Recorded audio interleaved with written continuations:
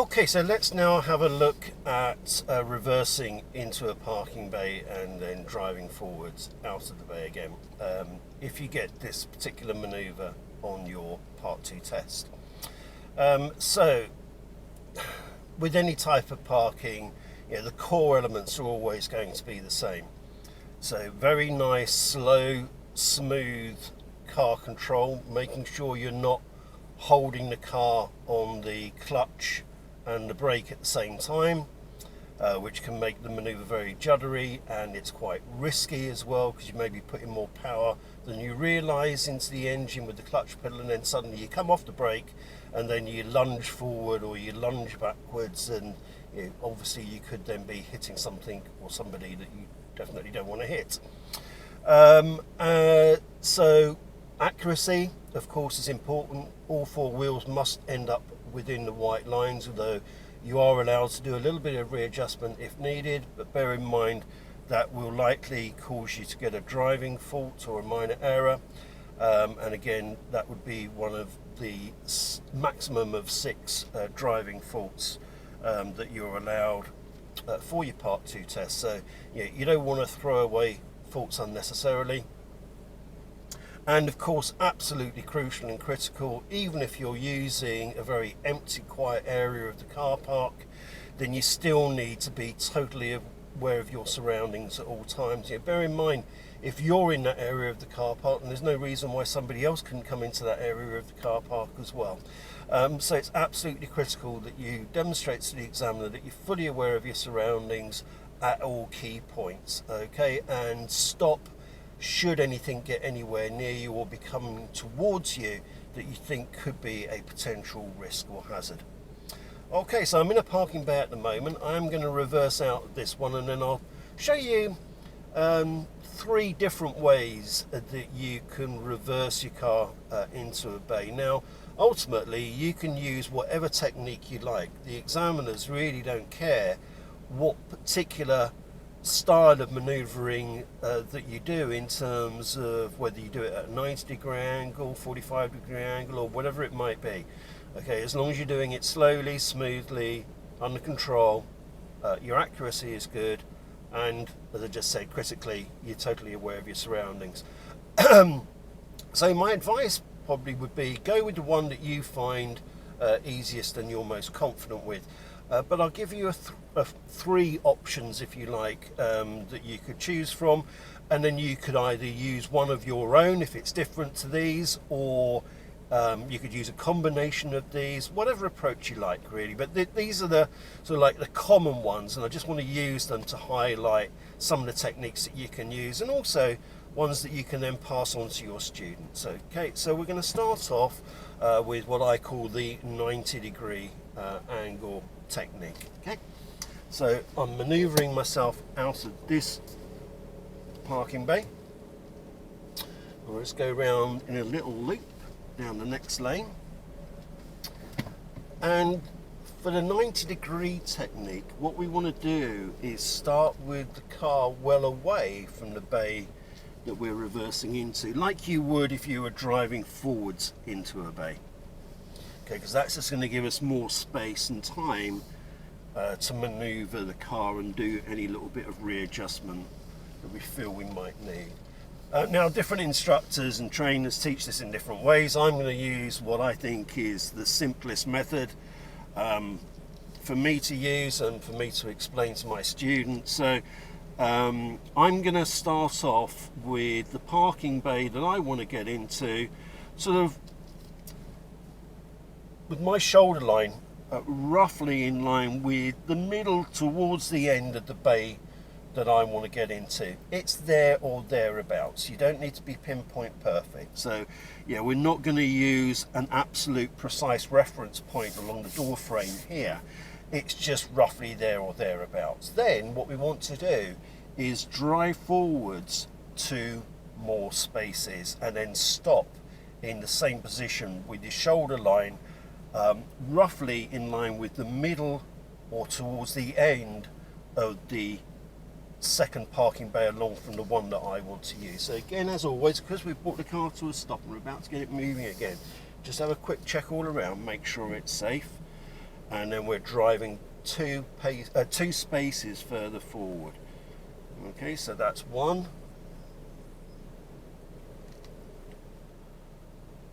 And that's 2. Okay, so now again, having stopped the car, before I get it manoeuvring again, a quick check all around, make sure it's totally safe and nobody's anywhere near me or about to come anywhere near me. And then as soon as I get the car moving, full lock steering to the right. Okay, now the back of the car starts to angle in towards the bay that I want to reverse into. I've got a reversing camera, so I can use that as well, but you just mustn't stare at it.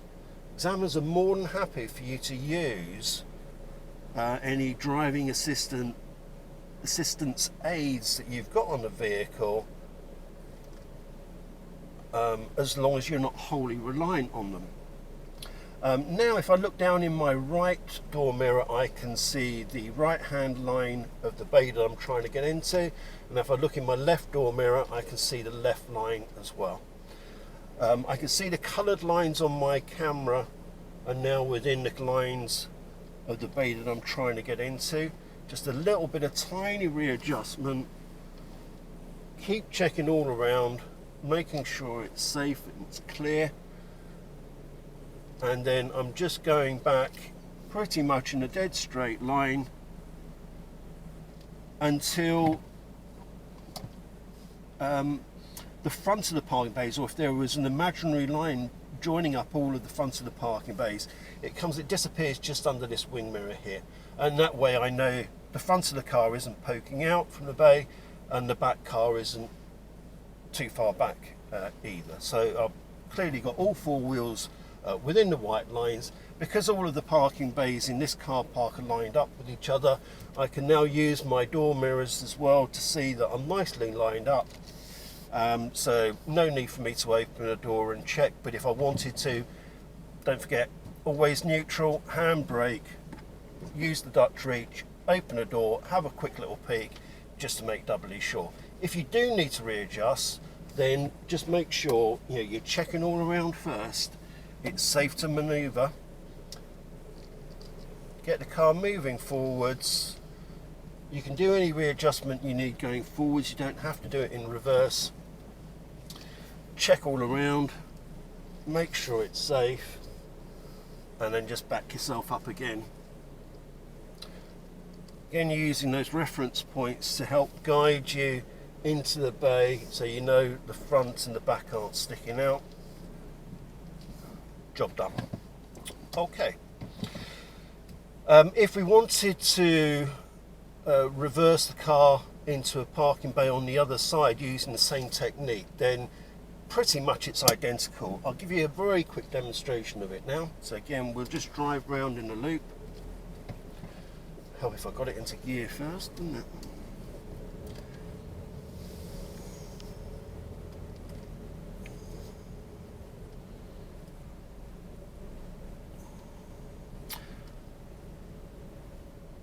Okay, I'll use the same lane as I used before.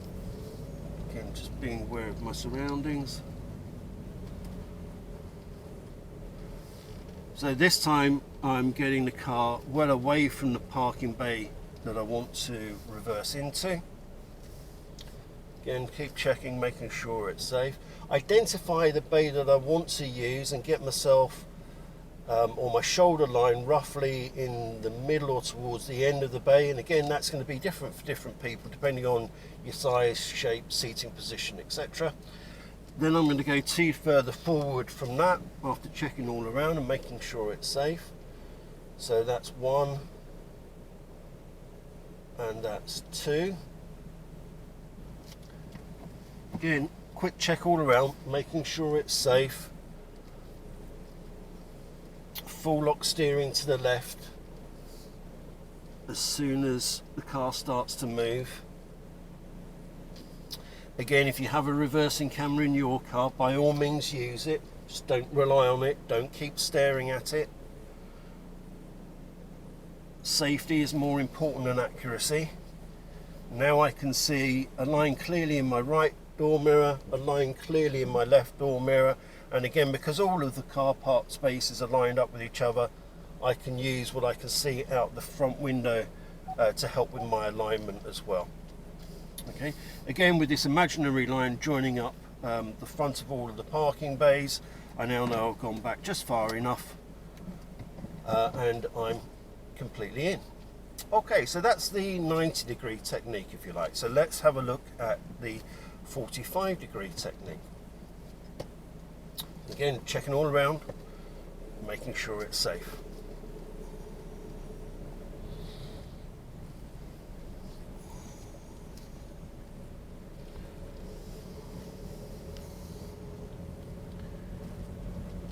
Again, I'm going to use the same lane as I have done previously.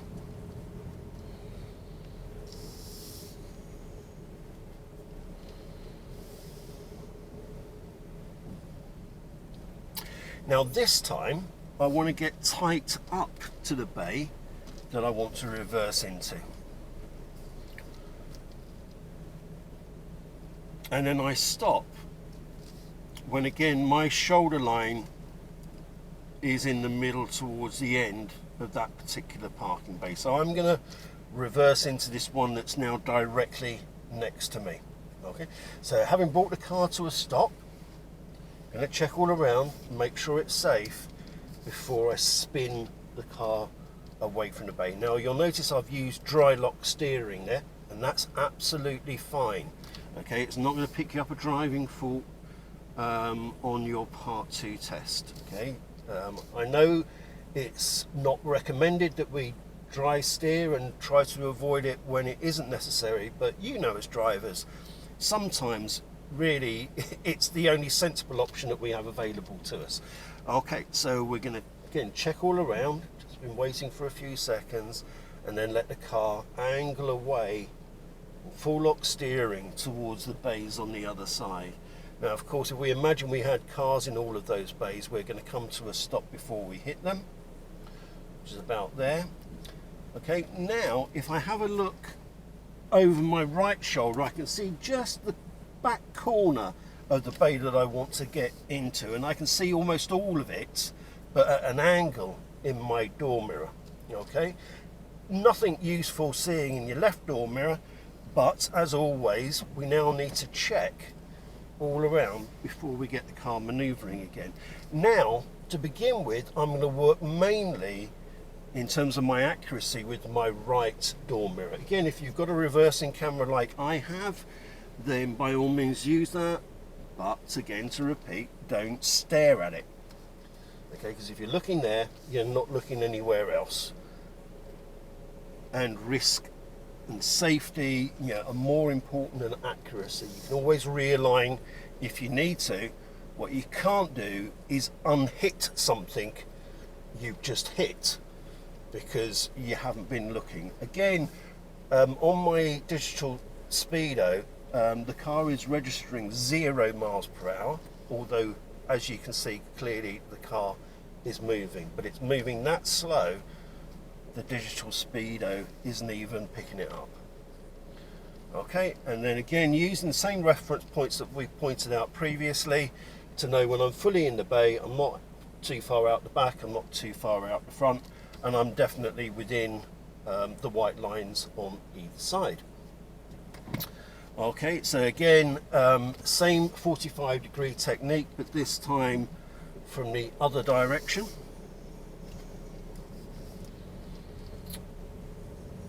And again, I'm going to use the same lane just for consistency's sake.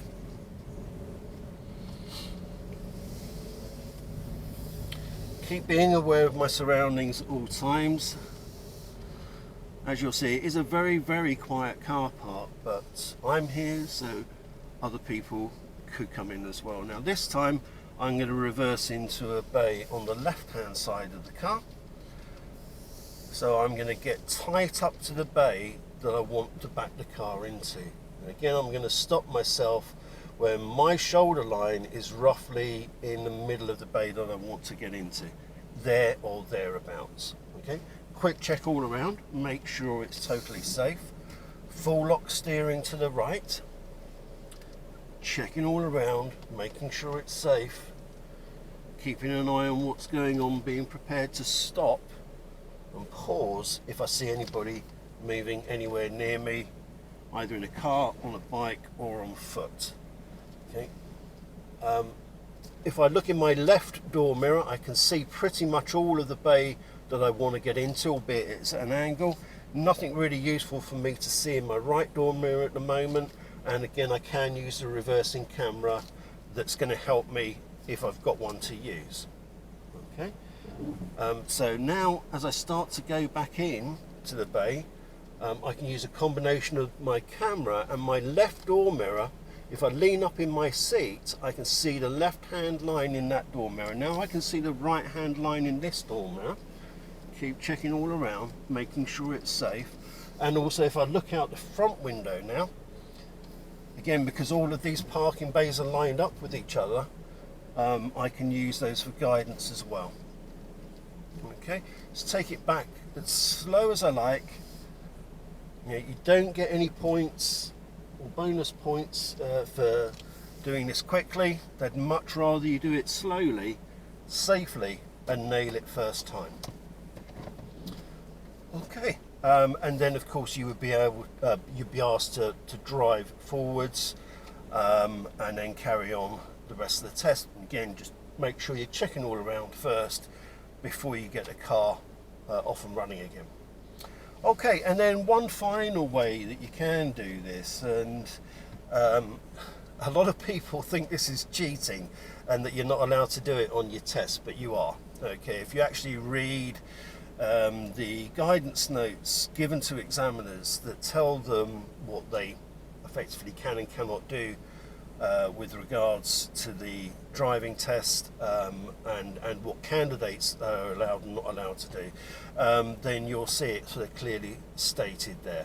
Okay, so just because you're being asked to reverse into a parking bay doesn't mean you have to do the steering going backwards. You could do all the steering going forwards. So with this particular technique, effectively what you're doing is you're driving forwards into a bay, doing all of the steering in first, getting yourself lined up with the parking bay that you want to back into, and then pretty much just reversing back in a straight line.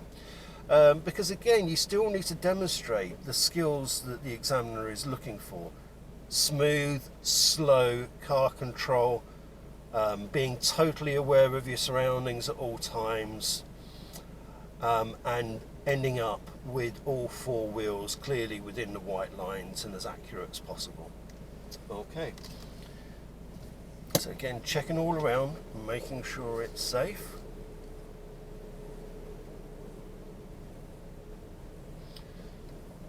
Keep being aware of your surroundings.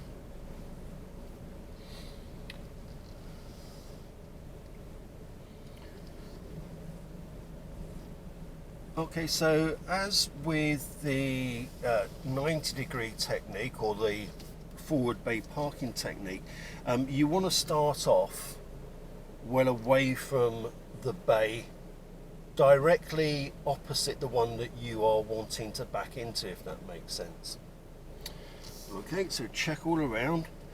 Now you're not really worried about the accuracy of the parking bay you're now driving forwards into. But what you are trying to do is get the car lined up as much as possible with the bay that you're now going to reverse into. Okay, now if I look in my reversing camera and also in my door mirrors, I can see I've got a white line clearly positioned in either door mirror. That is verified by the camera as well. So I'm just checking all around, making sure it's completely safe, and then keep checking, keep looking over my shoulders, keep looking out the back window, little glance back to the camera, little glance in the door mirrors, and then just going back in a dead straight line and then coming to a stop when those reference points come into play that we've already mentioned. Okay. And of course you could do that on the other side of the car as well. Again, just sort of like mirroring the technique that I've just explained, starting off well away from the bay that you're going to back into, driving forwards into the left, getting it as accurately as possible positioned with the bay that's directly behind you, and then just reversing back in a straight line.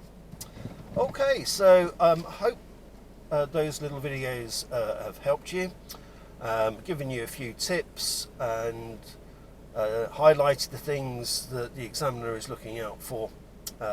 As always, go out, do as much practice as you possibly can. You want to get to the point where this just feels effortless to you. So on the day of your test, even if your nerves are jangling a little bit, it really shouldn't have an impact on what you're doing and how you're doing it. Okay, cheers, bye.